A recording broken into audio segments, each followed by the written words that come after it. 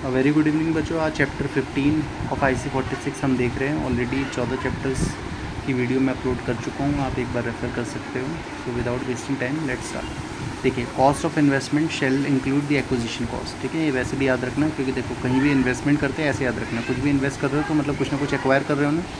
Investment अगर कर रहे हो तो कुछ ना कुछ तो एक्वायर करते हैं। एक्वायर मतलब कुछ ना कुछ खरीद रहे हैं। जैसे इन्वेस्टमेंट कर रहा हूँ, शेयर्स खरीद रहा हूँ, बॉन्ड्स खरीद रहा हूँ, कमर्शियल पेपर खरीद रहा हूँ। ठीक है, तो इन्वेस्टमेंट में क्या आता है, एक्विजिशन चार्जेस आते हैं। ठीक है, अब देखिए कि लास्ट वीडियो में भी हमने देखा था कि जो करंट इन्वेस्टमेंट होता है, करंट इन्वेस्टमेंट शेल किस प्राइस में नोट किया जाता है फाइनेंशियल स्टेटमेंट में, तो current investment shall be carried in FS मतलब financial statement at lower of cost और फेयर वैल्यू। ओके, वहीं लॉन्ग टर्म इन्वेस्टमेंट हमने देखा था कि लॉन्ग टर्म इन्वेस्टमेंट किस में आते हैं, कॉस्ट वैल्यू में। देखिए, cost of right shares. Right shares क्या होता है बच्चों, पहले बता चुके हैं। राइट शेयर्स हम देते हैं अपने एग्जिस्टिंग शेयर होल्डर्स को। ठीक है, बैंकिंग टर्म्स की कुछ वीडियो मैं अपलोड कर चुका हूँ, आप एक बार वो भी रेफ़र कर सकते हो, just for the sake of your knowledge it will help. तो cost of right share. Right shares क्या होता है, हम एग्जिस्टिंग शेयर होल्डर्स को अपॉर्चुनिटी देते हैं that you can invest in our securities. तो कॉस्ट ऑफ राइट शेयर्स को ऐड किस में किया जाता है, to carrying amount of original holding. जो ओरिजिनल होल्डिंग है उसी की कैरिंग अमाउंट में राइट शेयर्स की कॉस्ट को हम ऐड करते हैं। अब देखिए बच्चों, जो इन्वेस्टमेंट अकाउंटिंग होती है ये हम सेपरेट करते हैं। ठीक है, क्या लिखा हुआ है, investment accounting is done by maintaining a separate investment account for each script purchase for holding. क्योंकि देखिए, इन्वेस्टमेंट में दो तरीके से बांट सकता हूँ। एक तो इन्वेस्टमेंट होती है फिक्स इनकम सिक्योरिटीज़ की।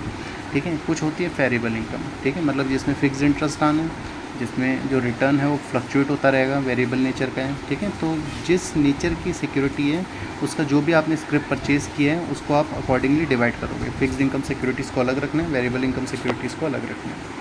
ठीक है, नेक्स्ट देखिए अकाउंटिंग ट्रीटमेंट। अब जो इन्वेस्टमेंट की ट्रीटमेंट है उस अकाउंटिंग वो भी हम अलग तरीके से करेंगे। ठीक है, जैसे अगर मैंने किसी भी इन्वेस्टमेंट की नॉमिनल और फेस वैल्यू। फेस वैल्यू का मतलब क्या होता है, जैसे बच्चों फेस वैल्यू की बात हम जनरली करते हैं coupon securities, zero coupon securities में। ठीक है, जैसे एक एग्जांपल दे रहा हूँ, जैसे कमर्शियल पेपर्स होते हैं, कोई एक कमर्शियल पेपर है जो 10,000 का है। ठीक है, तो 10,000 का है, उसकी फेस वैल्यू है। ठीक है, फिर उसके ऊपर डिस्काउंट पे वो इशू होगा, लाइक डिस्काउंट दिया गया है 2,000 का। ठीक है, तो 10,000 का की फ़ेस वैल्यू 2,000 रुपये आपका क्या हुआ, 2,000 रुपये आपका डिस्काउंट है, तो 8,000 में आपने बाई किया। ठीक है, फिर मैच्योरिटी के टाइम पे आपको उसकी फुल फेस वैल्यू मिल जाएगी। ठीक है, तो अकॉर्डिंगली 2,000 आपका फ़ायदा हो गया। ठीक है, तो अकाउंटिंग ट्रीटमेंट क्या है इन्वेस्टमेंट का, तो अगर नॉमिनल और फेस वैल्यू, जो भी इन्वेस्टमेंट आपने जिस वैल्यू पे ख़रीदा है, जो उसकी नॉमिनल वैल्यू है या फेस वैल्यू, वो उसकी नॉमिनल और फेस वैल्यू कॉलम में आएगा। ठीक है, क्योंकि अगर डिस्काउंट नहीं मिला तब तो आप फेस वैल्यू पे ही खरीदोगे। ठीक है, तो और वहीं जो प्राइस आपने पे किया है या प्राइस आपको मिला है वो आप कॉस्ट, कैपिटल या प्रिंसिपल कॉलम में डालोगे। अब देखो, जो अमाउंट आपने, जो इन्वेस्टमेंट की फ़ेस वैल्यू है वो यहाँ आ गई, जो प्राइस पे किया इन्वेस्टमेंट के लिए या रिसीव किया वो यहाँ पर आ गया, वहीं अब क्या बचा, इंटरेस्ट बचा। ठीक है, तो जो आप इनकम अर्न कर रहे हो, चाहे वो इंटरेस्ट है या शेयर्स के ऊपर डिविडेंड हमें मिल रहा है, वो कहाँ आएगा, इनकम या रेवेन्यू कॉलम में। ठीक है, नेक्स्ट पॉइंट देखिए नेक्स्ट पॉइंट क्या कह रहे हैं कि जो इंटरेस्ट बियरिंग सिक्योरिटीज़ होती है, इंटरेस्ट बियरिंग का मतलब क्या होता है, कूपन बियरिंग सिक्योरिटीज़। कूपन मतलब होता है बच्चों जो कुछ ना कुछ आपको इंटरेस्ट मिल रहा है। तो कूपन बियरिंग सिक्योरिटीज़ भी दो होती हैं, एक एक्स इंटरेस्ट प्राइस, दूसरा कम इंटरेस्ट प्राइस। जो एक्स इंटरेस्ट प्राइस होता है, अब देखो एक्स से याद रखना है, एक्स मतलब एक्सक्लूसिव ऑफ इंटरेस्ट एक्रूड, वहीं कम इंटरेस्ट प्राइस में इंक्लूसिव ऑफ इंटरेस्ट एक्रूड। अगर एक्स इंटरेस्ट प्राइस है, ठीक है, कूपन बियरिंग सिक्योरिटीज़ से मतलब वो सिक्योरिटी जो इंटरेस्ट दे रही है।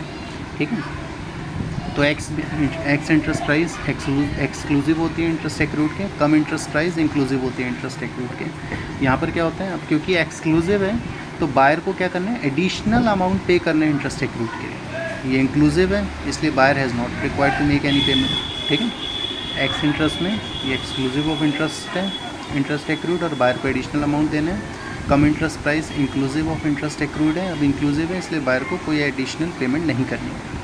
ठीक है, अब देखिए issue of bonus shares. Bonus shares भी बच्चों में पहले बता चुका हूँ, मैं रिपीट कर देता हूँ। बोनस शेयर्स क्या होते हैं, आप अपने एग्जिस्टिंग शेयर होल्डर्स को फ्री ऑफ कॉस्ट शेयर्स दे रहे हो। ठीक है, तो एग्जिस्टिंग फ्रेश शेयर होल्डर्स नहीं, एग्जिस्टिंग शेयर होल्डर्स, पुरानों को।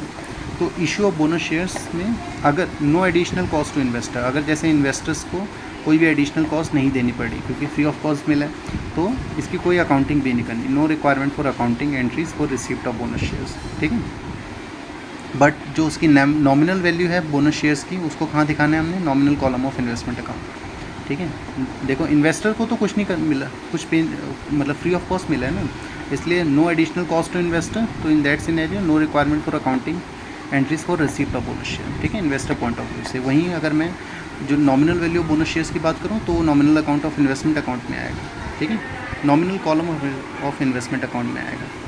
अब देखिए कि लास्ट वीडियो में भी मैंने बताया था कि जो इन्वेस्टमेंट होती है वो दो तरीके की होती है। अगर आप 1 साल से ज़्यादा के लिए कर रहे हो तो लॉन्ग टर्म इन्वेस्टमेंट, 1 साल से कम के लिए कर रहे हो तो करंट इन्वेस्टमेंट, ठीक है। जैसे बच्चों अगर मैं गवर्नमेंट सिक्योरिटीज़ की बात करूँ, ठीक है, तो ट्रेजरी बिल्स 1 साल से कम के लिए करते हैं, ठीक है, short term investment current investment हो गई, ठीक है, मनी मार्केट का पार्ट होता है। वहीं government of India dated securities long term investment है, वो आपका लॉन्ग टर्म इस वाले में आएगा, ठीक है। चलिए, तो इन्वेस्टमेंट में भी classified as current / long term investment as per AS 13, ठीक है, अकाउंटिंग स्टैंडर्ड 13 के अकॉर्डिंगली हम इन्वेस्टमेंट को करंट और लॉन्ग टर्म के बेसिस में क्लासीफाई करते हैं।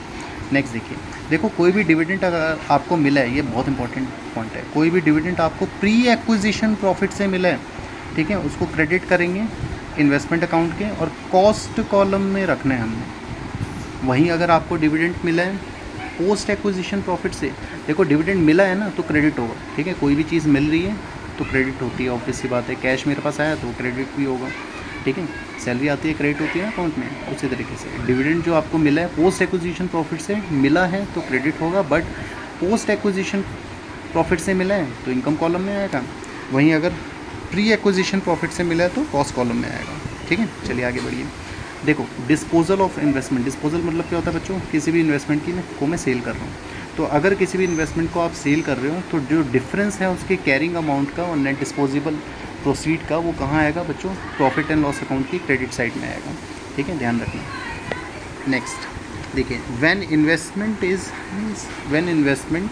Is acquired by way of issue of bonus shares, no amount, देखो क्या लिखा हुआ है, जब आपने इन्वेस्टमेंट करी है, ठीक है, कैसे, when investment is acquired by way of issue of bonus share, no amount is entered in capital column of investment account as investor does not have to pay anything, ठीक है। पीछे हमने देखा जस्ट अभी थोड़ी देर पहले कुछ पॉइंट में कि जो इन्वेस्टमेंट पॉइंट दिखाता हूँ, देखो क्या लिखा था, no additional cost to invest, इसलिए no requirement for accounting entries for receipt of bonus share, ठीक है, सिमिलर वही पॉइंट लिखा हुआ है, बस इलैबोरेट कर भी कि when investment is acquired by way of issue of bonus share, then no amount is entered in the capital column of investment account as investor does not have to pay anything, ठीक है, investor को कुछ भी note नहीं करना। Next देखिए, investment property should be accounted, investment properties shall be accounted for long term investment, ठीक है, जब 1 साल से ज़्यादा के लिए होगी।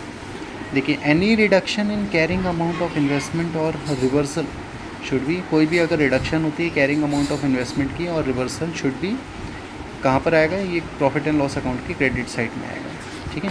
चलिए नेक्स्ट पॉइंट देखिए, नेक्स्ट पॉइंट है कि while closing the investment account the difference in the cost column represent profit और लॉस। कोई भी अगर आप इन्वेस्टमेंट अकाउंट को क्लोज करोगे, ठीक है, तो जो कॉस्ट कॉलम का डिफरेंस है वो क्या बताते हैं, वो प्रॉफिट एंड लॉस बताते हैं कि सेल करने पे, इन्वेस्टमेंट को सेल करके मुझे प्रॉफिट हुआ है या लॉस हुआ है, ठीक है। अब देखिए, डिविडेंड अगर आपको मिला है प्री एक्विजिशन प्रॉफिट से तो it will reduce the average of cost shares, ठीक है। वहीं अगर पोस्ट एक्विजिशन से मिले तो ये हमारी क्या करेगा, इनकम को इंक्रीज़ करेगा। देखो ये पीछे देख चुके हैं, इसको ऐसे याद रखो, ठीक है। डिविडेंड मैंने बताया प्री एक्विजिशन प्रॉफिट से मिला है तो कॉस्ट कॉलम में आएगा, पोस्ट एक्विजिशन प्रॉफिट से मिला है तो इनकम कॉलम में आएगा। बस वहीं से उसी पॉइंट को लिंक कर लो कि अगर डिविडेंड आपको मिला है प्री एक्विजिशन प्रॉफिट से, it will reduce the average of cost of shares. वहीं अगर पोस्ट एक्विजिशन, ठीक है, कॉस्ट याद रखना, वहीं पोस्ट एक्विजिशन से मिला है, पीछे हमने क्या बोला था, इनकम कॉलम में डालेंगे क्योंकि वो क्या कर रहे हैं, इनकम को इंक्रीज़ कर रहे हैं, ठीक है। चलो तो आज की क्लास यहीं समाप्त करते हैं, बाकी नेक्स्ट क्लास में रेस्ट जो उसका 16 चैप्टर है वो देखेंगे।